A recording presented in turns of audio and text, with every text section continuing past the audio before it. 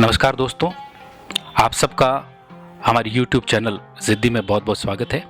जैसा कि आप जानते हैं कि विभिन्न प्रकार के उत्सव हमारे राजस्थान में मनाए जाते हैं, विभिन्न प्रकार के लोक पर्व मनाए जाते हैं, त्यौहार मनाए जाते हैं।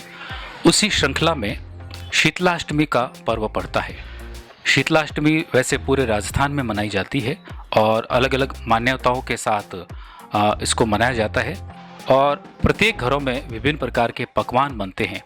ये पकवान अष्टमी से पहले सप्तमी के दिन बनाए जाते हैं और जब अष्टमी होती है उस दिन गर्म भोजन किया नहीं जाता है, ना तो घर में चूल्हा जलता है और ना ही किसी प्रकार की गर्म भोजन को करते हैं।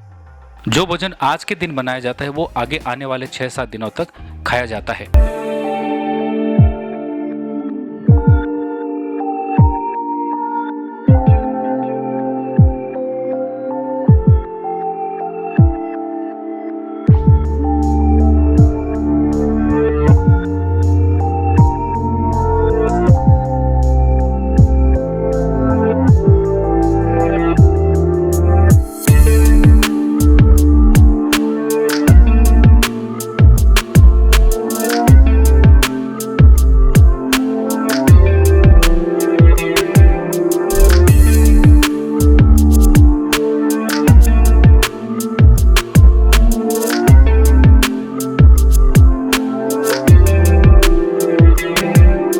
आइए हम आपको एक ऐसे परिवार में लिए चलते हैं जो कि बहुत ही प्रतिष्ठित परिवार है और सबसे बड़ी ख़ास बात है कि आज के इस आर्थिक युग में, इस दौड़ती भागती ज़िंदगी के युग में भी ये पूरा परिवार यूनाइटेड होकर रहता है और लगभग 40 सदस्य हैं जो एक साथ रहते हैं और पूरे दिन किचन में इनके कुछ न कुछ बनता रहता है।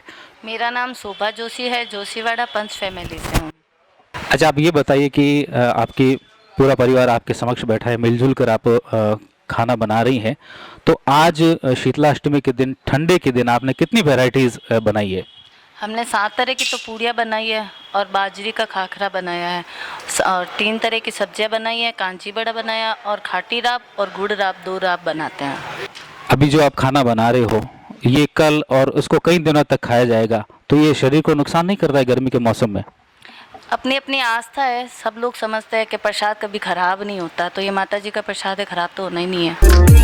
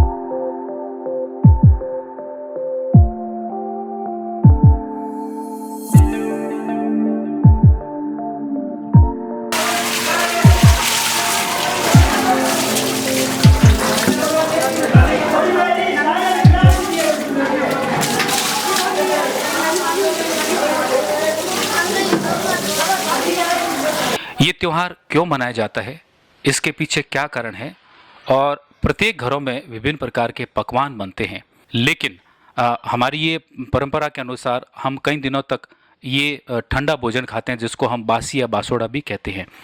कोई न कोई कारण ज़रूर रहा होगा, इसके बारे में हम जानकारी लेते हैं हमारे बीकानेर के वरिष्ठ लोक कला मर्मज्ञ, वरिष्ठ साहित्यकार आदरणीय डॉक्टर श्रीलाल जी मोहता से।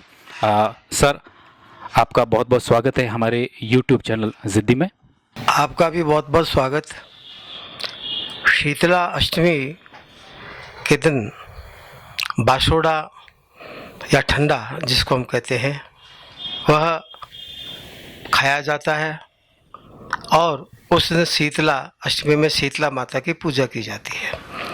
बासोड़ा जो है वो शीतला सप्तमी को बनता है और अष्टमी को हम इसको खाते हैं। इसके पीछे आध्यात्मिक धार्मिक भावना तो है ही, लेकिन साथ ही साथ एक ऋतु विशेष में जो संक्रांति काल होता है, उस संक्रांति काल में क्या खाना चाहिए और क्या नहीं खाना चाहिए, इसका ध्यान हमारे मनीषियों ने रखा था। ऐसा माना जाता है कि प्रत्येक महीने में कोई न कोई संक्रांति होती है। वो संक्रांति होती है तो जैसे मकर संक्रांति होती है, उस समय सूर्य जो है वो दक्षिणायन से उत्तरायण की तरफ आता है। उसी प्रकार से हर महीने में कोई न कोई तिथि में होती है।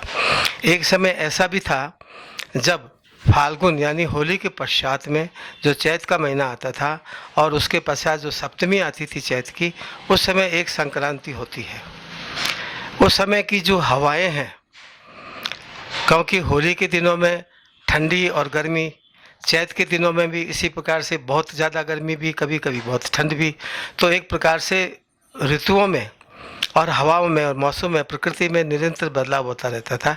इसका कारण ये था कि उस समय वैज्ञानिक दृष्टि से जो नवजात शिशु होते थे और जो 4-5 वर्ष के भी होते थे, उनको कई प्रकार के बीमारियां होती थी।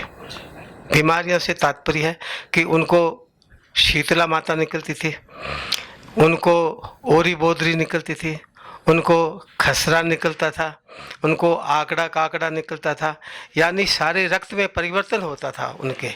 और उस रक्त में परिवर्तन होने के कारण से ये सभी जो बीमारियां थी, ये बीमारियां निकलती थी। और उस समय उनके शरीर में इतनी गर्मी और ताप होता था कि उस ताप को ठंडा करने के लिए, क्योंकि वे बच्चे तो ज़्यादा नहीं खा पाते थे, लेकिन ठंडा करने के लिए इस प्रकार का वातावरण उनको दिया जाता था ताकि उनको ज़्यादा ताप न लगे। और ये भी मानते थे कि यदि हम ठंडा खाएंगे तो वह ठंडा जो है वो हमारे शरीर के अंदर एक प्रकार से इम्यूनिटी है उसकी में वृद्धि करेगा। एक दिन ठंडा खाने से या बासी खाने से वो कोई उच्छिष्ट भोजन नहीं होता, वो इस प्रकार का भोजन होता है जो उस ऋतु के लिए ज़रूरी होता है। जैसे आपने कहा कि राजस्थान में ये खास तौर से मनाया जाता है, यूँ तो पूरे उत्तर भारत में ये मनाया जाता है बासोड़ा, लेकिन राजस्थान में इसके पीछे कई धार्मिक मान्यताएं हैं और उसके पीछे कई कहानियां भी हैं। और उन कहानियों के अंदर जो संदर्भ आते हैं वो कहानी तो है ही, लेकिन उसके साथ साथ में ये भी है। ये माना जाता है कि जो शीतला माता है उसके 7 बहनें हैं और वो जो 7 बहनें हैं उनकी सवारी है गधे पे सवार होती है। गधे पर सवार होकर जो मुख्य माँ है शीतला माता, जिसकी छोटी बहनें हैं, वो अपने हाथ के अंदर एक नीम की डंडी रखती है, जो वो काफ़ी गुच्छे वाली नीम की डंडी होती है। उस नीम की डंडी को वो घुमाती हुई चलती है, ऐसा ये माना जाता है। और ये भी माना जाता है कि जिनको चेचक निकलती है या माता निकलती है, उनको पंखी से हवा नहीं देते। गर्मी होती है तो उनको जो नम कपड़ा है वो नम कपड़ा भी नहीं उड़ाते, बल्कि वो जो गुच्छ होता है नीम का, उस नीम के गुच्छ से उसको हवा खिलाते हैं, क्योंकि नीम के गुच्छ के अंदर एंटीबायोटिक तत्व होते हैं और वह उनको नुकसान नहीं पहुंचाती।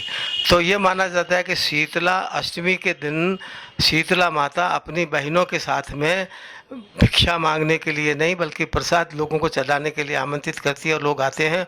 और उस समय हमारा जो राजस्थान का मुख्य खाद्य है, जैसे बाजरी है, तो बाजरी, पिसी हुई बाजरी से राबड़ी बनती है। राबड़ी के अंदर छाछ होती है, छाछ के अंदर नमक होता है, जीरा होता है। उसी प्रकार से गुड़ राबड़ी है, गुड़ और गुड़ के साथ में राबड़ी, वो मीठे के रूप में होती है। उसके बाद में जो तलिया फलिया जो होता है, वो जो विभिन्न प्रकार के व्यंजन हैं, वो व्यंजन पहले उन्हीं के होते थे जो राजस्थान में उगते हैं। अब धीरे धीरे उसमें जो बदलाव आया तो कई तरह के पकवान आ गए, कई तरह के वो उसमें आ गए, तो वो एक प्रकार से भेड़ चाल की तरह आ गए। समय परिवर्तन हो गया, उसके कारण से आ गया। लेकिन उसके पीछे ये थी कि हम जो खाते हैं तो हमारे खून में भी एक दिन में कोई फ़र्क नहीं पड़ता, हमारे खून में भी वे सारे तत्व चले जाते हैं उन देसी खाद्यों के माध्यम से जो हमारे लिए दवाई का काम करते हैं, जो हमारे लिए टीके का काम करते हैं, और वह जा कर के हमको करते हैं। तो फिर हमें ऐसा लगता है कि जिसको, क्योंकि ये माना जाता है कि जिसको एक बार चेचक हो गई, जिसको एक बार ओरी हो गई, जिसको एक बार खसरा हो गया, जिसको एक बार आंकड़ा काकड़ा हो गया, उसके पश्चात जीवन में उसको कभी आंकड़ा काकड़ा ये नहीं होता। हाँ। और इसमें भी ये जो 7 बहनें हैं, ये 7 बहनें कभी कभी 2.5 दिन में ठीक हो जाती है, कभी 1 हफ्ते में ठीक होती है, कभी शीतला माता जो है, शीतला निकलती है, चेचक निकलती है, वो 2-2 महीने लग जाते थे, और उसमें कैजुअल्टी भी ज़्यादा होती थी, और किसी की आँख चली जाती थी, कोई मौत के मुंह में भी चला जाता था। तो वो उस समय शीतला का ज़्यादा ध्यान रखा जाता था।